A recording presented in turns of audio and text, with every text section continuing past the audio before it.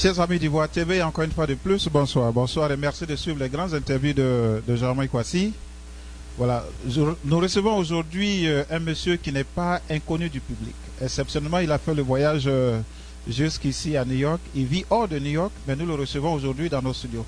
Je voudrais, avant tout propos, m'excuser pour le retard avec lequel nous commençons cette émission. Vous savez, des fois, l'homme propose, Dieu dispose, c'est la technologie.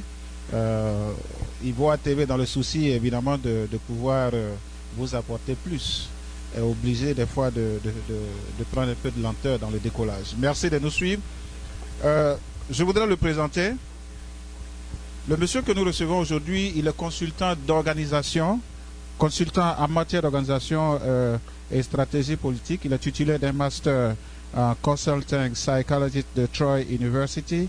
Il est leader d'opinion.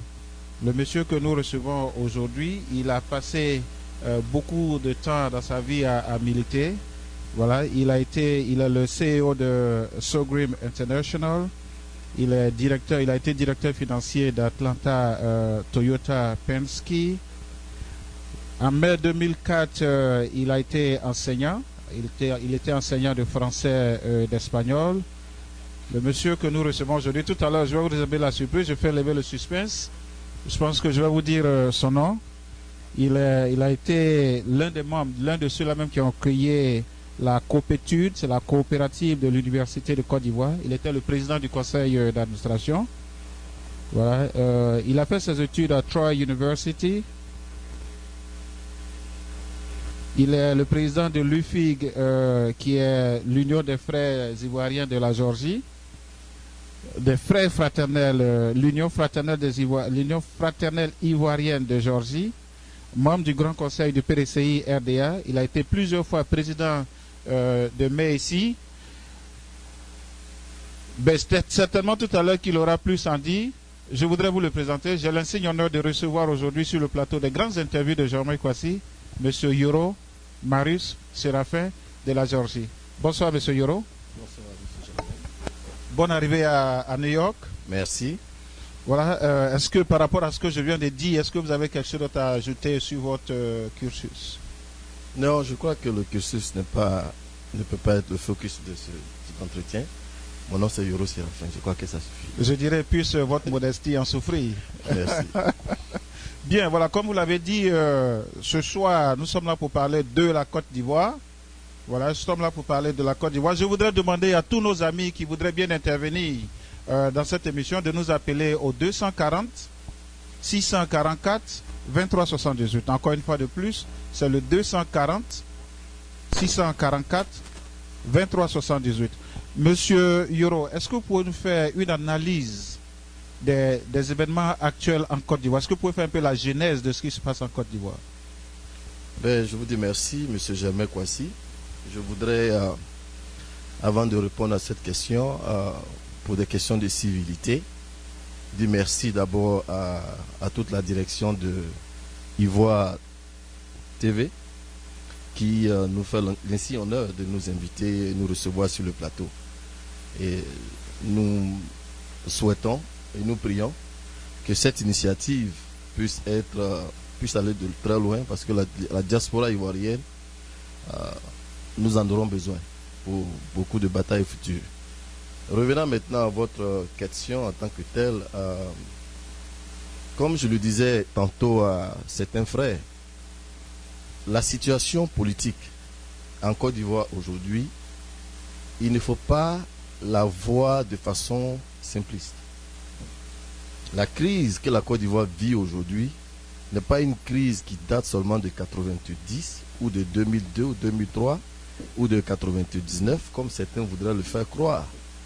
Mais cette crise-là, elle a eu sa période d'incubation.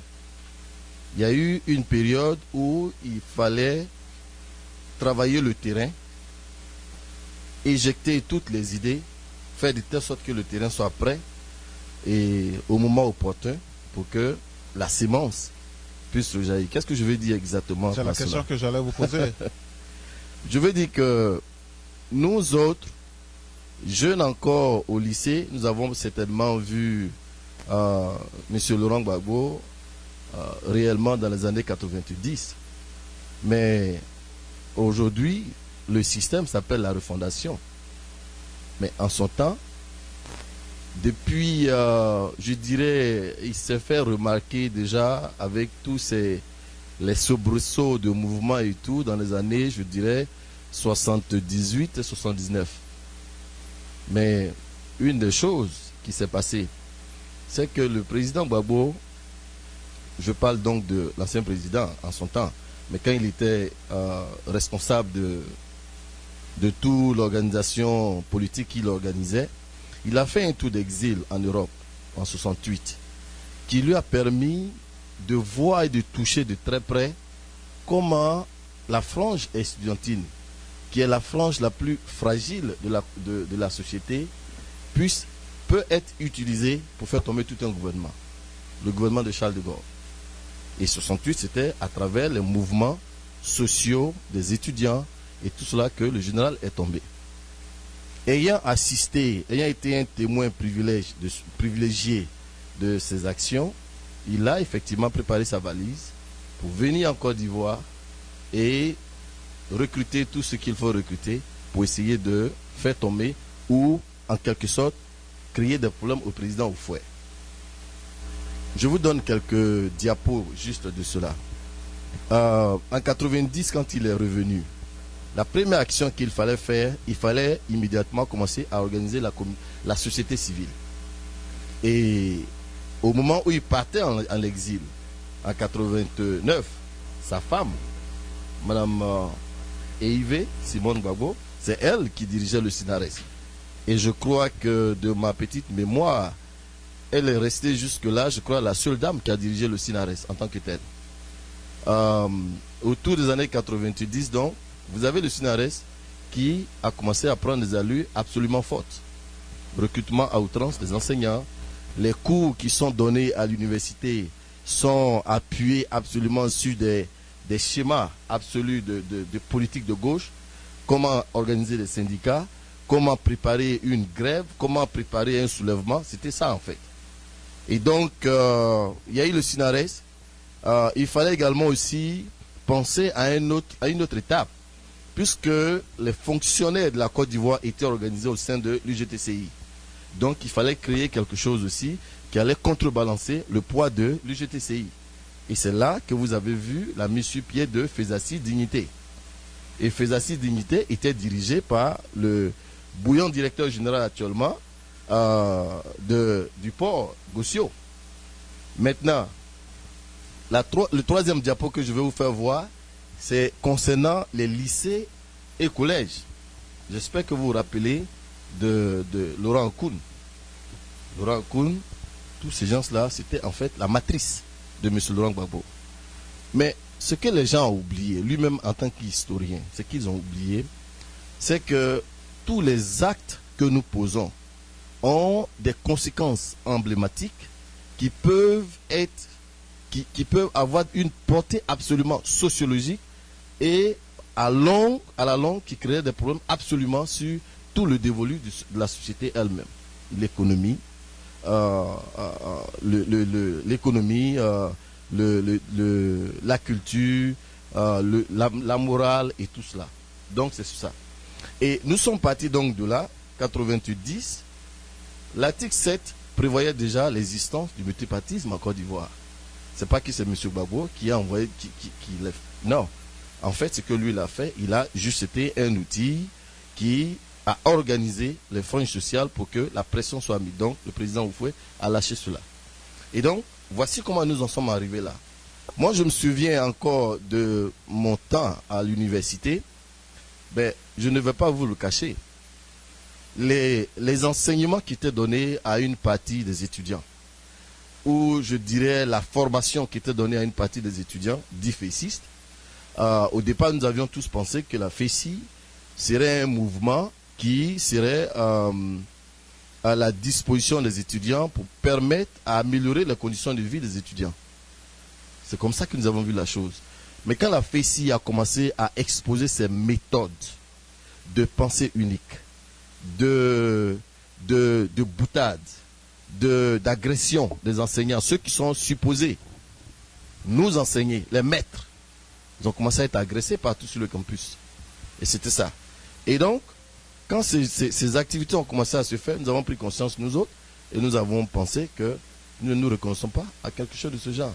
C'est à cela que quelques amis nous sommes retrouvés et nous avons créé par exemple l'UNESI pour juste faire le contrepoids. Mais moi, j'étais le délégué général de toute l'université, porte-parole de 30 000 étudiants sur le plan académique. Et donc, il y avait des situations qui se posaient quand la FESI décrète par exemple une grève, mais les étudiants veulent savoir qu'est-ce que le délégué général dit. Donc, ce sont des choses aujourd'hui, avec beaucoup de recul, comme je le disais encore à certains amis, je dis en son temps, nous étions très jeunes, nous essayons d'en parler, mais on nous disait non, c'est des jeunes, c'est des jeunes, c'est des jeunes. Mais aujourd'hui, l'histoire nous donne la vérité, nous donne raison.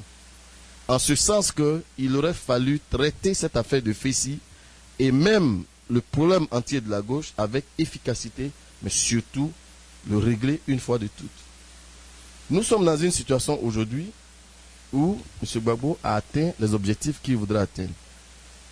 Et il faut le lui reconnaître, il est un des rares hommes politiques au monde qui arrive après la direction d'un pays avec un parti minoritaire. Le FPI contrebalancé par le PDCI et le RDR. Absolument minoritaire. Mais avec les tractations et les jeux, les embouteillages, tout ce qu'il a fait, bon, ça l'a amené au pouvoir. Et nous en sommes là aujourd'hui. Et donc, ce qui est en train de se passer, il ne faut pas voir cela avec, il faut pas le voir avec un œil assez simpliste.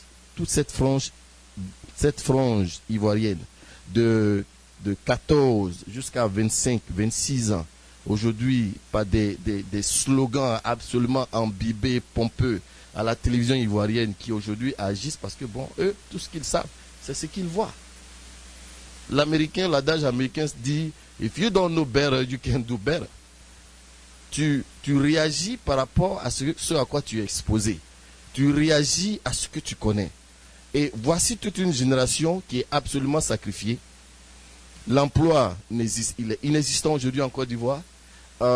Les familles, la molécule nucléaire même familiale n'existe plus, puisque si le père n'a pas de travail, il ne peut pas subvenir aux besoins des enfants, mais il risque même de perdre l'autorité sur la femme, sur les enfants et tout cela. Et on voit aujourd'hui la dépravation partout en Côte d'Ivoire. Et les gens sont surpris. Mais hier, le message que M. Gbagbo nous tenait, ce n'était pas ce message. Il nous a fait rêver, tous, toute la Côte d'Ivoire. Tous, il nous a fait rêver. Faire rêver. Donc selon vous aujourd'hui, je m'excuse de vous arrêter, selon vous aujourd'hui, la situation actuelle de la Côte d'Ivoire incombe, la responsabilité incombe à 100% à M. Gbagbo. Dans ce cas, je crois que dernièrement, il y a eu hier, pas plus tard qu'hier, il y a eu une décision de l'Union africaine. Quelles sont les voies et moyens de sortie aujourd'hui en dehors de la décision que l'Union africaine a prise hier? La responsabilité en tant que telle peut être située à divers niveaux. Mais donc ça veut dire qu'en fait, vous voyez la responsabilité de, non, suivez-moi. Suivez-moi. Monsieur Kwasi, suivez-moi. Je dis la responsabilité peut être située à divers niveaux. Mais dans le cas échéant, celui qui était chef de l'État, qui était le président de la Côte d'Ivoire jusqu'avant que nous ayons la seconde élection, enfin le 28 second tour, c'était bel et bien Laurent Gbagbo. Quand il prêtait serment, il a dit qu'il jure sur la foi de garantir la territorialité de la Côte d'Ivoire, la sécurité des Ivoiriens et faire de telle sorte que ce pays-là puisse aller de l'avant. Je ne fais que paraphraser. Et donc, c'est cette réalité-là qui est la nôtre. Ça fait 10 ans qu'il est au pouvoir. Si vous voulez essayer de parler de responsabilité, ben écoutez, ici, il y a la Côte d'Ivoire que le président Oufoué a créé, façonné, géré.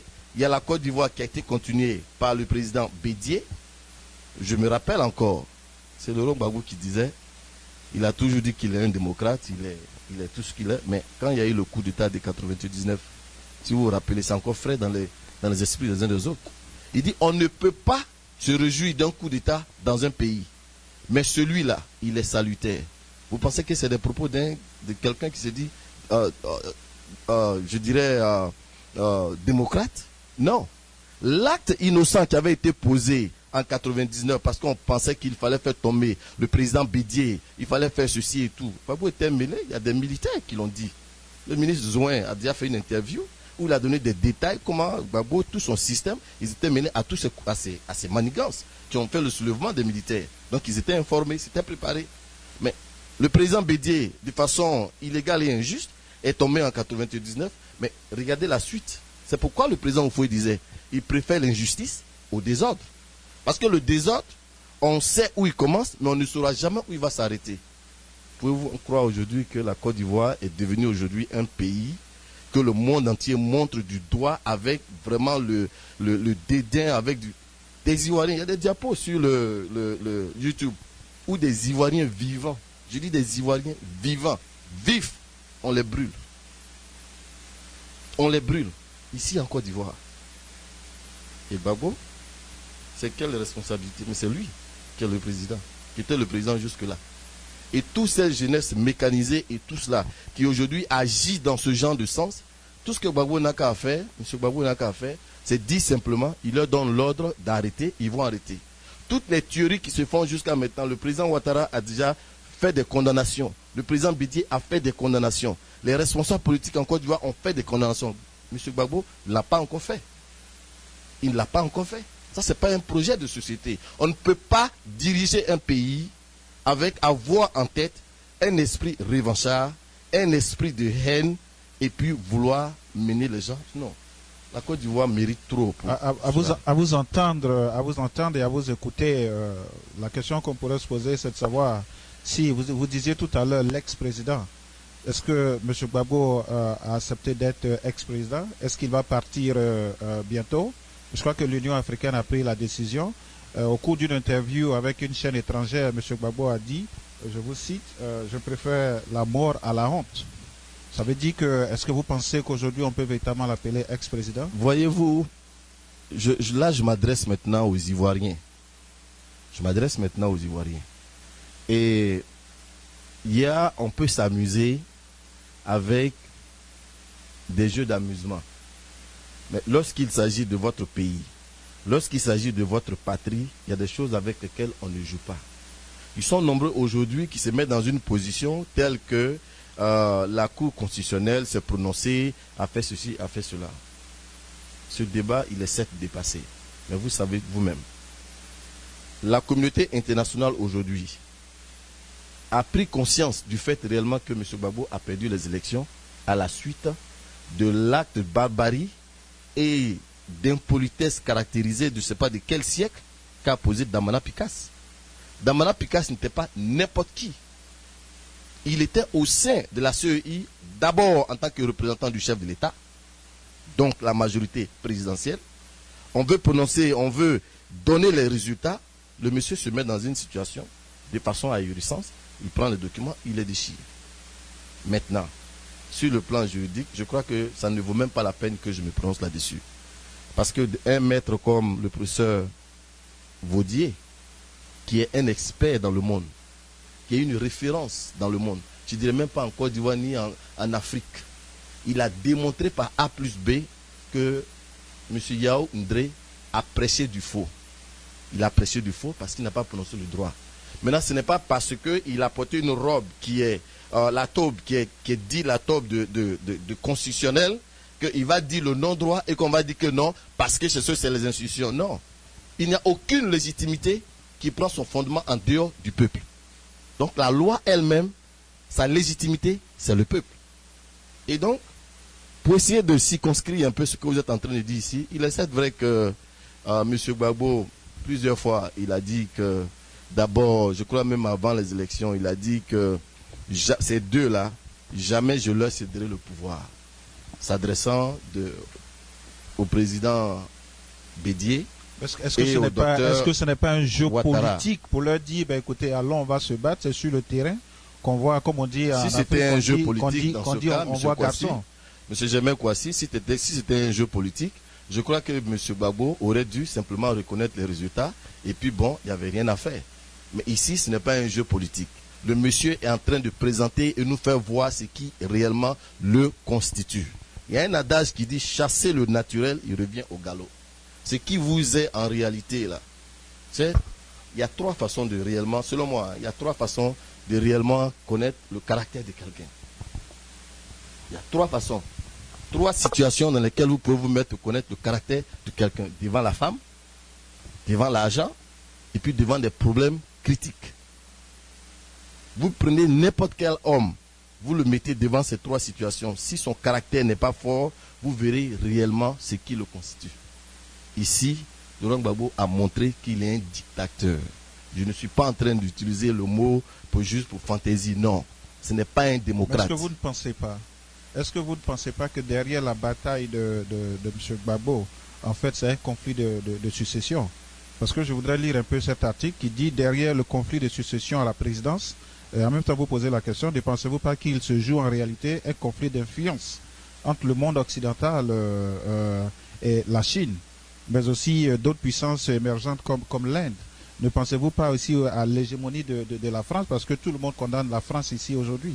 Donc est-ce que derrière cette bataille de M. Gbagbo, est-ce qu'il ne se dit pas que c'est parce que c'est la France et c'est d'autres puissances qui aident le camp opposé? Et que lui, il est dans le souci certainement de protéger les intérêts de la Côte d'Ivoire? Le système de la refondation, c'est à la chiche de vouloir faire une telle projection. Mais vous savez quoi? L'histoire est récente.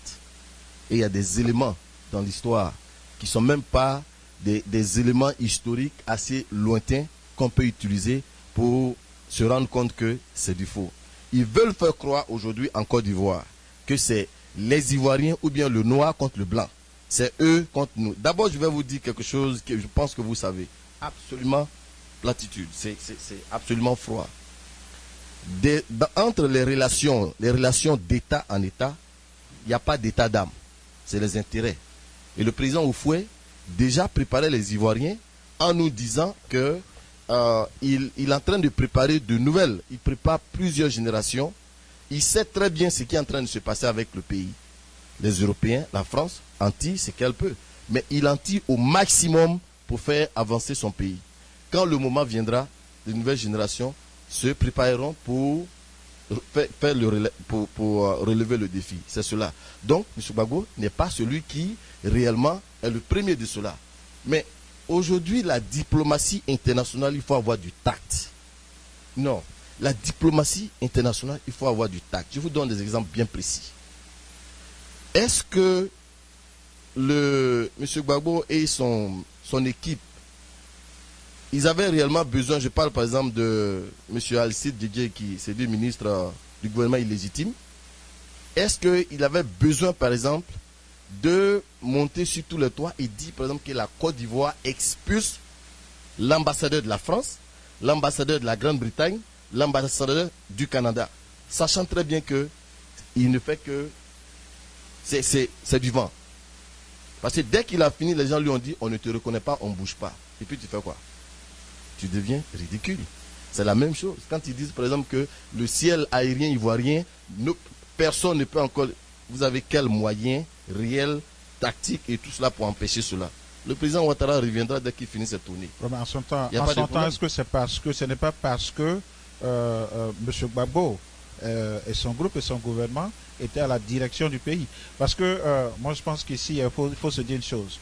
Ouais, nous sommes dans deux camps pratiquement opposés.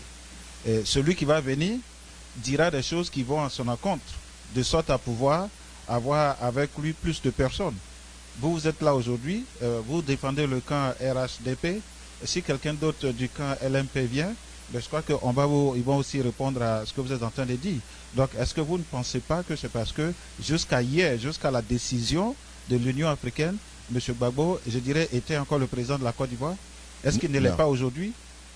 Depuis le 28 novembre, Laurent Gbagbo n'est plus président de la Côte d'Ivoire. Tout ce qu'il est en train de faire depuis lors, c'est de l'usurpation. C'est l'usurpation. C'est un coup d'État institutionnalisé militaire, parce qu'il y a quelques militaires autour des généraux qu'il a nommés à la va-vite, qui aujourd'hui, d'ailleurs il a dit, je tombe, vous tombez avec moi. Donc ce n'est plus réellement le pays qui intéresse les gens. C'est une dynamique de défense de groupe. C'est une dynamique de défense d'intérêt personnel. C'est une survie en eux. Mais le danger ici, c'est qu'en le faisant, il y a tellement de gens qui ont été embrigadés en même temps dans cette situation, qui fait qu'on se demande réellement qu'est-ce qui se passe en Côte d'Ivoire. Non, M. Germain, je ne suis pas d'accord avec vous. Depuis le 28 novembre, M. Laurent Gbagbo n'était plus président de la Côte d'Ivoire. le président de la Côte d'Ivoire, élu par les Ivoiriens à 54,10% et reconnu par toute la communauté internationale, la majorité de tous ceux qui sont venus couvrir les élections, c'est bel et bien le docteur Alassane Ouattara. Là, je vous prends au mot, M. Yoro. Je vous prends au mot parce que je vais essayer d'aller aussi en arrière comme vous. En fait, je voudrais citer un peu cet exemple en 1960 entre Mobutu et Patrice Emery Lumumba.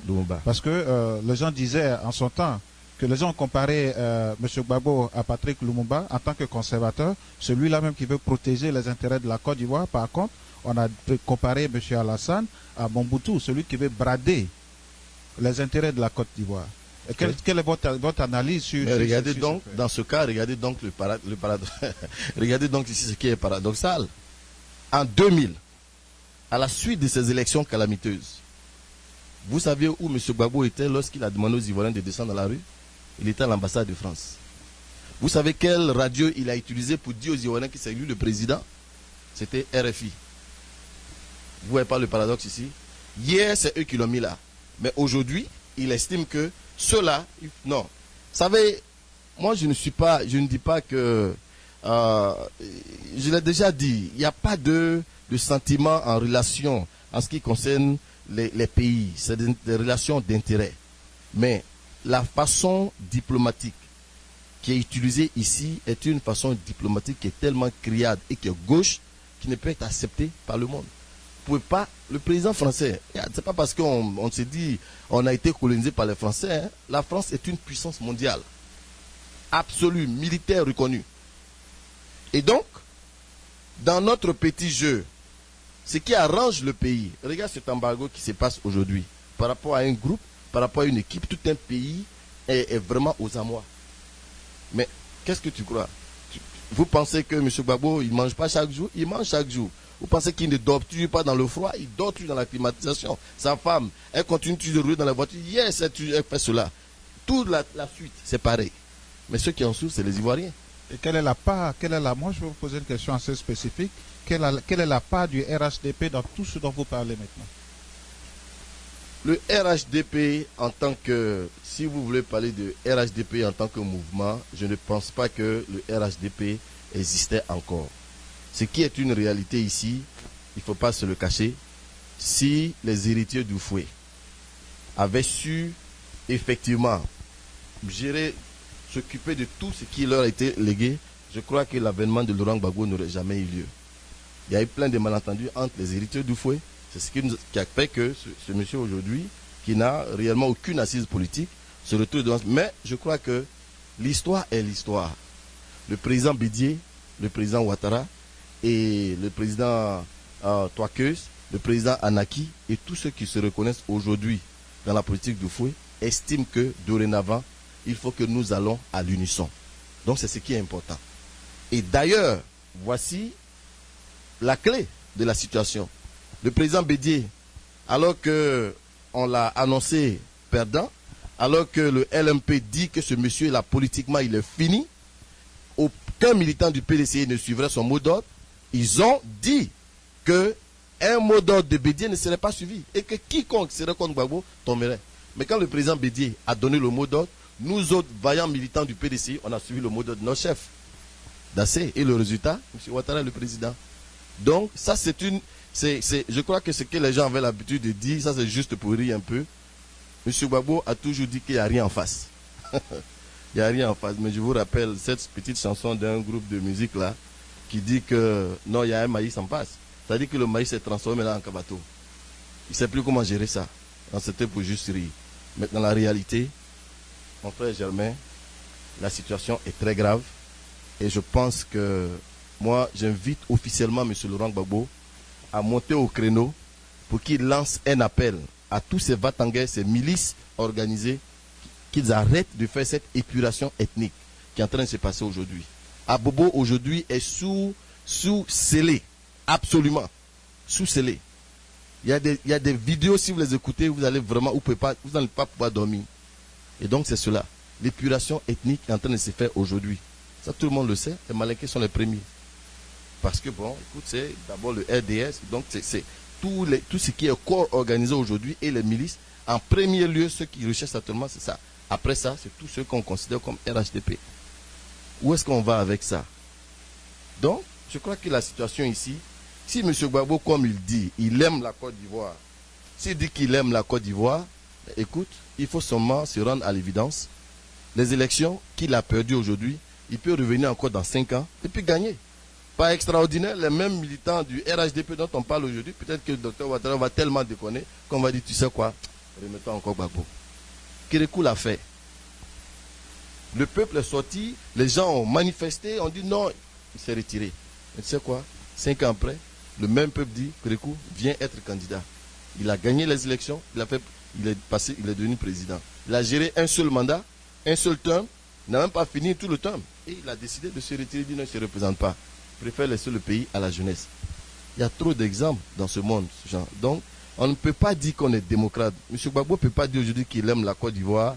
Et puis, regardez les Ivoiriens mourir sur cette voie-là, toutes sortes de maladies et tout. Et puis bon, il n'y a pas de problème, on est là. Je voudrais, M. Yoro, vous dire, je voudrais demander à la régie si c'est possible, nous avons une assistance. Voilà, nous allons permettre à certains membres de notre assistance, bien sûr, de poser des questions. Je voudrais aussi demander à tous nos amis qui nous suivent maintenant, de par le monde, voilà, qui voudraient bien intervenir, poser des questions à M. Yoro. M. Yoro vient d'Atlanta. Le numéro de téléphone, c'est le 240, le 644, 2378. Encore une fois de plus, le numéro de téléphone auquel vous pouvez vous joindre, auquel vous pouvez poser vos questions à M. Yoro, c'est le 240, 644, 2378. Est-ce qu'il y a quelqu'un dans l'assistance qui voudrait bien poser une question? Je voudrais, avant qu'on ne passe le micro, signifier que je voudrais cette plateforme, je la voudrais très propre, très respectée, ouais, dans l'intérêt des grandes interviews de Germain Kwasi et surtout de mon invité. Alors, si vous devez poser des questions, soyez très bref et soyez, je vous en prie, très respectueux et voilà, très poli, je dirais. Voilà, merci bien. Vous vous présentez et puis vous posez votre question.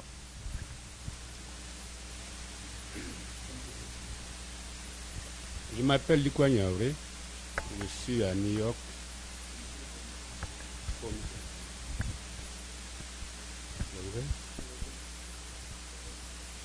Mon nom c'est Likwa Niaouré. Allez-y, monsieur Likwa. Oui. Je veux d'abord remercier monsieur. Il a d'abord voulu nous parler de la crise ivoirienne. Puis il a mentionné le nom jeunesse. On n'a pas compris réellement d'où venait la crise que nous vivons. On a pensé entendre de lui d'où est venue cette crise que nous vivons. Malheureusement, bon, de là, il est passé à l'exil de M. Gbagbo, qui a copié l'action de mai 68 en France, qui n'a pas aussi développé, dont a bénéficié M. Gbagbo en formant en Côte d'Ivoire la FESI, mais il a passé outre le MESI, parce que le MESI était le premier mouvement des élèves et étudiants de Côte d'Ivoire que nous avons vécu. Moi, j'étais encore en 1978-79. C'était notre. Et aujourd'hui, nous sommes dans une crise, comme lui-même le disait, qui a pris sa naissance depuis 1990 avec l'arrivée de M. Gbagbo. Je voudrais aussi savoir, lui, comme il est venu parler de la crise ivoirienne devant tout ce monde-là, à qui ou bien comment il qualifie cette crise-là? Puisqu'il a voulu parler de la genèse, mais il n'en a pas parlé du tout. Je voulais quand même qu'il revienne dessus d'abord. Qu'on continue. Merci, M. Lika. M. Yoro, voilà, M. Lika vous demande de reprendre un peu vos propos sur la genèse de cette crise. Je voudrais dire merci à mon frère Lika, Likwa, Likwa Niaouré, pour son intérêt. Le parallèle que je voudrais faire ici, je crois qu'il a mentionné, vous avez mentionné le MEICI. Pour ce qui me concerne, j'ai été président de MEICI au CG de Bassam. J'ai été président de MEICI au collège Montelan à Djamé. Et puis, juste avant d'entrer à l'université, j'étais également aussi le président de MEICI du lycée Moderne Sepi de Yopougon. Et donc, je ne crois pas, à moins que vous me donniez des éléments ici, que le mouvement des élèves et étudiants de Côte d'Ivoire, qui était une frange spécialisée du PDCI, que le président Oufoué avait mis sur pied, avait des attitudes absolument réfractaires. Je veux dire, spécialisées dans la casse, de la brimade même de ceux qui sont censés nous donner le savoir. En un mot, devenu vraiment un bras séculier d'un parti politique dans le sens de régler les comptes. Ça, c'est ce que je voudrais faire remarquer. Maintenant, lorsque j'ai parlé de mai 68, M. Gbagbo, je crois qu'on ne peut pas le lui reprocher les ambitions de vouloir un jour devenir président. Ça, c'est légitime. Et donc, s'appuyant donc sur cette envie légitime de devenir président, à la suite certainement du président Oufoué, le raccourci qu'il a emprunté, c'est ce à quoi je fais allusion, les mouvements sociaux et estudiantins en France, qui ont fait partie du général de Gaulle. Et ici, l'organisation, la mise sur pied de la FECI répondait à cela. Si vous vous rappelez, à chaque fois que de façon successive, en fonction de certains actes de la FECI qui étaient posés, le gouvernement prend la décision de dissoudre la FECI, M. Gbagbo était toujours le premier qui monte au créneau pour soutenir la FECI dans les milieux estudiantins pour faire la pression pour que cela revienne. Donc c'est à ça que je fais allusion. Maintenant, je crois que la dernière partie de votre question, vous me demandez à qui j'impute la crise actuelle. Il y a eu différents coups d'État. Je crois qu'il y a eu 3 ou 4. La dernière qui s'est transformée, le dernier qui s'est transformé en rébellion. Le chapitre de la rébellion a également aussi eu sa phase noire de tout ce qui il faut se le reconnaître. Ça c'est de la réalité. Mais ce que je suis en train de dire, la grande responsabilité ici, quand vous êtes chef de famille, en tant que chef de famille, ma première responsabilité, c'est veiller à ce que ma famille soit sécurisée. Ça, c'est un. Deuxièmement, veiller à ce que ma famille puisse apporter quelque chose sur la table en tant qu'homme pour qu'elle mange. Troisièmement, faire de telle sorte que ma famille ne souffre pas de maladies. Donc, ça, c'est à un petit niveau. Allant donc à un niveau crescendo, président de la République, il relevait de la responsabilité de M. Laurent Gbagbo de faire de telle sorte que ce coup d'État ou cette rébellion n'exista point. Période. Pourquoi? Parce qu'il est doublé de 2 titres, président de la République, mais en même temps chef de l'État. Lorsqu'on parle de l'État, on parle de la force ici. On parle de l'armée, on parle des renseignements généraux, on parle de la justice, on parle de tout cela. Donc, en dernière minute, on vient à la fin de toute la campagne électorale, juste 2, 3, 4, 5 jours avant le deuxième tour, avant le débat, on nous dit que M. Ouattara est... Monsieur Yoro, vous permettez, je crois que vous allez continuer. On a un auditeur en ligne, un ami en ligne. Voici, vous pouvez prendre sa question. Vous avez fini de répondre à la question de M. Loukwa. Oui, mais c'est vraiment important, il faut que je finisse ce point. Okay. Qu'il me pardonne, qu'il juste donne une seconde. Et donc, oui, M. Yoro, alors vous pouvez patienter un moment, s'il vous plaît. Restez en ligne. Je résume ça mieux. Oui. Revient sur des aspects pour nous dire que M. Ouattara est celui qui est derrière tous les coups d'État. Ok.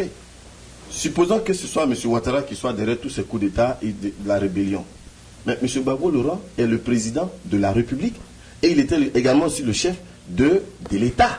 Vous savez, la Côte d'Ivoire est un très grand pays et il est temps que nous tous, Africains, que nous commencions à comprendre, puisque nous vivons aux États-Unis, que nous puissions apprendre certaines choses qui font des grandes nations. Il est temps que l'Afrique se débarrasse de tout homme fort. Nous n'avons plus besoin d'hommes forts, mais nous avons besoin d'institutions fortes. L'institution, c'est ça qui fait un pays. Vous voyez, parce que quand vous comptez sur un être humain, tous les êtres humains disparaissent. Mais regardez l'histoire des États-Unis, regardez que les Founding Fathers, ils ont créé une constitution de tous les gouvernements, que ce soit les républicains, que ce soit les démocrates, quand ils arrivent, chacun vient et gouverne pour un temps, il s'en va. Mais les institutions restent intactes. La constitution américaine reste intacte, elle est garante. Mais c'est la même chose qui doit se passer en Afrique. Vous voyez des gens s'entretuer, des gens qui sont soit du côté de Gbagbo,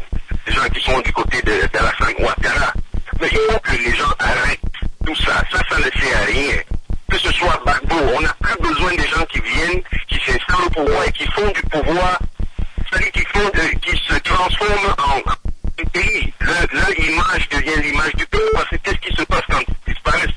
Regardez l'histoire du Congo-Zaïre. Regardez tous ces pays-là.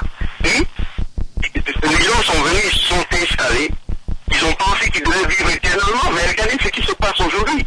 Il faut que Gbagbo comprenne, il doit partir. Moi, je ne pense pas que la fin, lui, vient au pouvoir pour se terminer. Les institutions internationales sont là, tout le monde est là. Pour un 2 mandats, et après ça, il est parti. Donc, moi, j'aimerais que les Africains, qu'on arrête vraiment et que nous supportons, qu'on encourage la démocratie. La démocratie, c'est quoi? C'est une institution forte. Que les Ivoiriens s'organisent, qu'ils fassent un référendum, qu'ils mettent une constitution sur pied, que tous les chefs d'État viendront respecter. Et avec ça, on ne va plus supporter parce qu'on est pété, on ne va plus supporter parce qu'on est du Nord et tout ça. Ça, c'est des conneries, ça fait que les peuples ivoiriens sont en train de souffrir pour rien. Et là, vous voyez Gbagbo en train de lever le nationalisme, tout ça, Okay. ça c'est des conneries, ça. Merci bien, mon frère Christian. Je pense que M. Yoro a entendu votre suggestion, votre remarque. Je voudrais à votre suite regretter également aussi ces petits incidents. Mais je crois qu'il faut que les uns et les autres comprennent. Ce que nous sommes en train de dire sur ce plateau, ce n'est personne qui nous a envoyé pour tenir ce genre de propos. Encore moins pour faire plaisir à quelqu'un. Nous sommes moralement tenus devant l'histoire de relater ces faits, de les situer dans leur contexte pour que les gens se rendent compte que la Côte d'Ivoire de demain, il faudrait qu'on fasse attention dorénavant lorsque on doit choisir un leader ou lorsque il est question de confier la destinée de tout un pays à un individu. C'est ce dont il est question. Je vous avais dit un peu plus tôt, il était arrivé un moment sur le campus universitaire, c'était la pensée unique. L'université est supposée être le temple du savoir. C'est-à-dire que la matière la plus importante, c'est la discussion, saine, émulation, sans en arriver aux mains. Sans, en une certaine façon d'être violent. Mais nous avons passé un certain moment sur le campus universitaire, de 90 jusqu'à 97, au moment où je partais, les choses ont commencé à prendre une autre formule. On a commencé à devenir des machines maintenant entre eux. Mais je vous ai dit qu'il y a une période d'incubation. C'est-à-dire qu'il y a une période quand la maladie va vous prendre, elle petit à petit s'installe. Quand elle atteint maintenant votre cellule, elle atteint vos globules et tout cela, maintenant vous êtes malade. C'est cela. La Côte d'Ivoire est aujourd'hui malade. La maladie de la Côte d'Ivoire n'est pas née juste de quelque chose de spontané. La refondation, c'est un système dangereux pour la Côte d'Ivoire. C'est un système dangereux pour la Côte d'Ivoire. Nous ne reculerons nulle part pour pouvoir tenir ce genre de propos, éclairer la lanterne des Ivoiriens, parce que c'est ça qui est la vérité. On peut avoir des points de vue divergents. On peut ne pas être d'accord, mais nous appartenons à un pays. Nous appartenons à une même mère. C'est cela. Et donc, ce pouvoir-là, c'est un pouvoir qui relève exclusivement du peuple. Quand le peuple décide, il faut suivre. C'est simplement ça.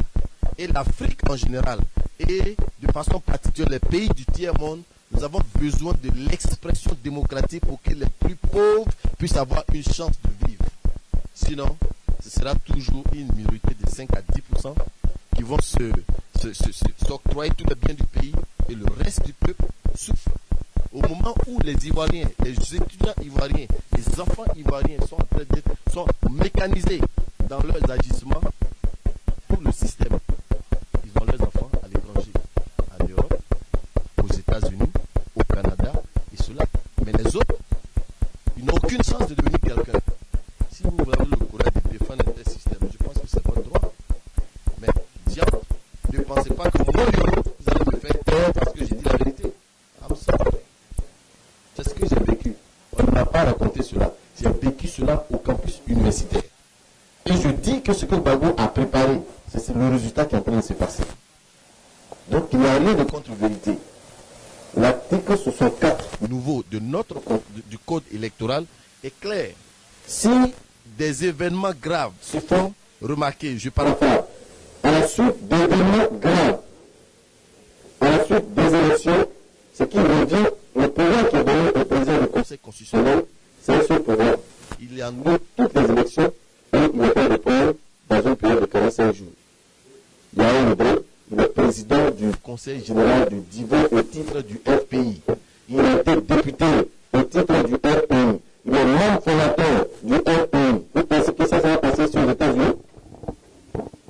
Les membres de comment ça s'appelle du Supreme Court, avant même que vous puissiez être nommé, mais on vous cuisine d'abord au Sénat pour savoir où la patronne politique. Donc en Afrique, parce qu'on a un homme fort, on n'a pas d'institution forte, les gens font ce qu'ils veulent. Et ce que je suis en train de dire, c'est pareil. Que le RHDP vient demain au pouvoir et tout cela, nous aurons toujours un langage fort pour que la Côte d'Ivoire bénéficie d'institutions fortes. Parce que c'est ça qui est l'avenir de la Côte d'Ivoire. C'est ça qui est l'avenir de la Côte d'Ivoire. Donc il ne s'agit pas de la refondation en tant que telle. Mais les tueries qui sont en train de se faire ici, on nous relève des choses selon lesquelles, à du coup, on nous relève des choses, vous savez, 6 femmes au menu. Le monde entier a vu les images. Et les gens ont encore le courage de dire que c'est pas un montage. Alors que c'est un seul fond de quelqu'un qui est là, qui a pris. On a vu les chats passer dans le fond et puis bon, ils ont allumé. C'est cela. Où est-ce qu'on va avec ça? Moi je dis, je lance un simple appel à l'ancien président de la République de la Côte d'Ivoire, Laurent Gbagbo, de lancer un message à ces milices, qu'on arrête les tueries. S'il y a une question de, quels que soient les arrangements, ça peut se faire. Mais ici, la décision du peuple, il faut le respecter. C'est tout. C'est pas compliqué. You know? Il y a des gens qui ont vécu ici aux États-Unis pendant près de 20 ans, 25 ans. Mais on a toujours l'impression que l'avion a quitté Abidjan, ça s'est arrêté à JFK et ils ne sont pas encore sortis de l'avion. Après 20 ans d'existence aux États-Unis.